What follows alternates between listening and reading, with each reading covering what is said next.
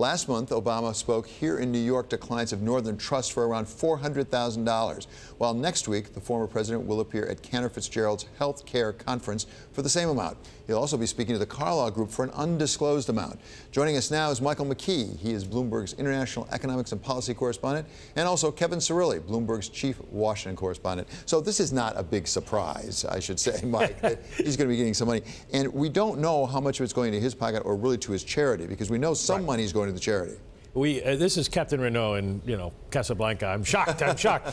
This is a well-trod path, not from Washington to Wall Street, but Washington to the speaking circuit. You go back to Ronald Reagan in the late 1980s, taking $2 million to go give a pair of speeches in Japan. It's been going on for a very long time. Actually, Gerald Ford gave speeches. Now, the magnitude was different. We've had a little inflation since then. He was criticized for taking $10,000 for a speech. I think the only president who really has been highly critical of this was Harry Truman, who said anybody who had the honor of being president shouldn't accept remuneration for it. Yeah, and it is striking that we have Hillary Clinton out with a new book in which she says it was a mistake for her to go to Wall Street and take money. But after all, she was going to run for president. President Obama doesn't get to run for president. No, he's not going anywhere. He's a private citizen now, and that was the argument Gerald Ford made. I'm a private citizen. I have to pay the bills.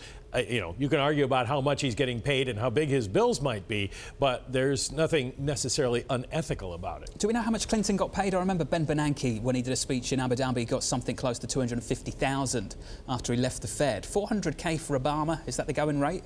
I am not on that speaking circuit, but it does seem to be for former presidents. In 2015, Politico reported that George W. Bush had given about 200 speeches averaging $200,000 to $250,000. Yeah. So they do fairly well.